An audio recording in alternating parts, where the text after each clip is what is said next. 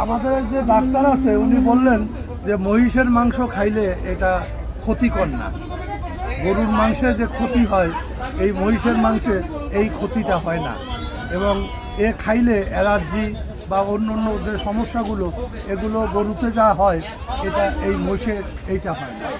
এই কারণেই আমার শখ করে মহিষ কিনা।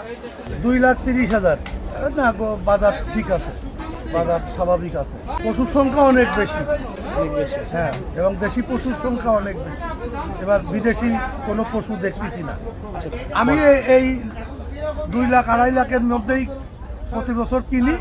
তাই এবছর আমার কাছে মনে হচ্ছে যে এ মোষ 2.5 লাখ টাকা হলেও ঠকা হতো না, কিন্তু আমি এইটুক জিততে পারছি বলে আমার বিশ্বাস। আমি এই বছর প্রথম মোষ কিনলাম।